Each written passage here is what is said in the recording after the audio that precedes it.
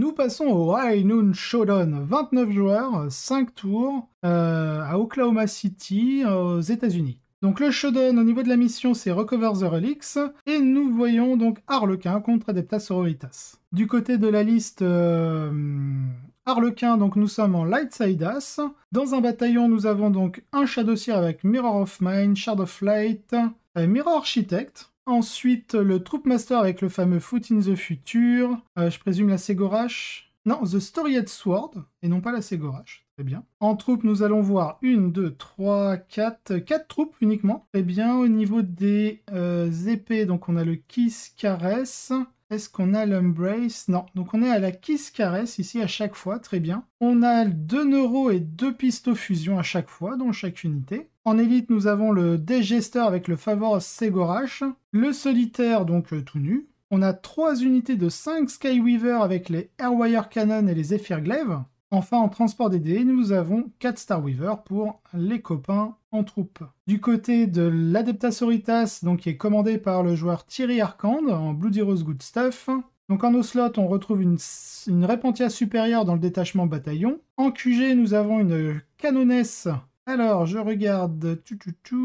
Il a le Blazing Ear, le Word of the Emperor. Et on retrouve Morvenval en seigneur de guerre avec son trait de seigneur de guerre, la Full Reroll touche bless. En troupe, on n'a pas de Novitiate, donc on a 3 unités de Battle Sister. En élite, on retrouve un pack de 10 Célestian Sacre-Sainte, et on a mis la Spear of the Faithful sur la chef, et sinon on est en hallebarde avec les autres. On a une Dogmata avec le Chorus contre les mortels, on a le Verset of Holy Pity, on a la relique, le Sigil Ecclesiasticus, et en trait de seigneur de guerre, non, il n'y a pas de trait de seigneur de guerre, je crois. Non, on a juste la relique. Le War Hymn, c'est ces hymnes. Ensuite, on retrouve une hospitalière, ainsi que 3 unités de 6 sœurs Repentia. En attaque rapide, nous avons... non, j'allais dire 3 unités de Zéphirim, mais non, on a une unité de Séraphim, et peu souvent qu'on les revoit, celle-ci. En tout cas, c'est une petite unité de 5, tout en bol pistol. Et enfin, on a 2 unités de 10 Zéphirim Squad avec le Penant. En soutien, on va retrouver 2 grosses escouades de rétributeurs, donc si je compte bien, oui c'est ça, de 10 rétributeurs avec 4 multimeltars, 2 chérubins chacune, et on n'a pas de combulance flamme pour tricky le stratagème, non.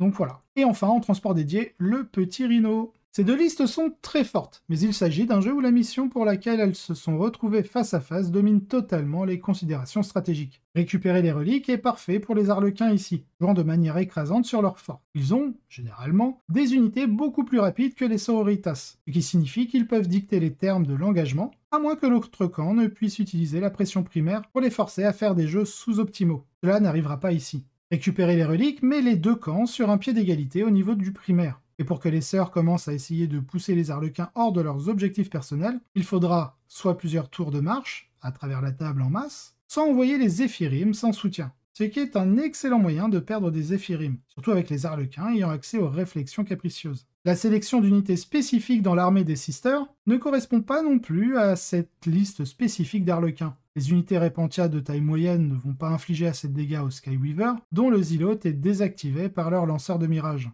Et oui, pas de full reroll touche. Alors que mettre des corps supplémentaires dans les escouades rétributeurs est très bien contre les choses qui peuvent infliger des dégâts de puce. Mais pas quand la menace est 5 motos qui frappent le côté de votre unité depuis la moitié du plateau. Les sœurs ont la petite grâce que leurs secondaires, en particulier Defend the Shrine, sont aussi particulièrement bons dans cette mission. Et je ne pense pas que cela suffira à surmonter les avantages qu'elles donnent aux Harlequins. Et d'après le score, il semble que cet avantage soit assez important. Ouf! Oui, on a un résultat 97 à 30. Bon bah, c'est un 20-0, c'est indiscutable. Ah là là, des motos qui font, je sais plus, 22 pouces, je crois, et peuvent charger. Trololol. Bref, c'est Harlequin. Alors, Harlequin, je vous le dis, ça me fait trigger à chaque fois. Je préfère que vous soyez au courant de mon sel contre les Harlequins. Donc, allez, un light side as cheaté comme d'hab. Fondamentalement, il n'y a qu'un temps où les unités qui sont rapides, dangereuses et dans de multiples phases et durables, contre au moins certains types de dommages, peuvent rester hors du metagame. Les Skyweaver semblent actuellement être un élément commun dans les échelons supérieurs des listes Harlequins. Le mélange de mobilité, de menaces de tir anti-véhicule et de capacité à balayer les objectifs sécurisés directement des objectifs est génial. Il n'y avait pas un petit problème.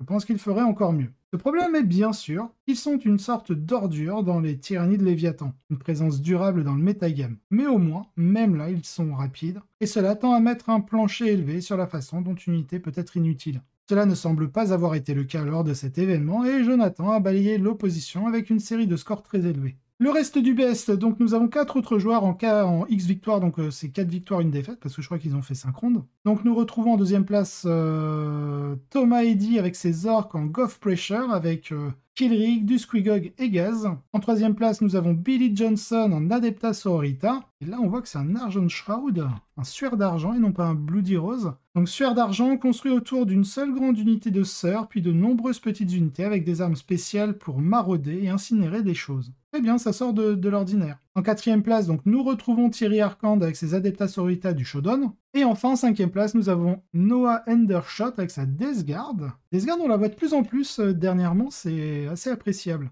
Donc, l'enclume de Mortarion à haute pression avec Mortarion lui-même à la barre, possède des Blood Drones, ce qui signifie qu'il a accès à plusieurs méthodes d'héroïsation à chaque tour si nécessaire, donc c'est l'intervention héroïque, idéal pour le contrôle du plateau. Et ça apporte aussi une grande unité de seigneurs de fléau, donc c'est les Death Shroud, il me semble, pour taper des trucs. Oui, en général, pour taper des trucs, les Death Shroud sont bien efficaces.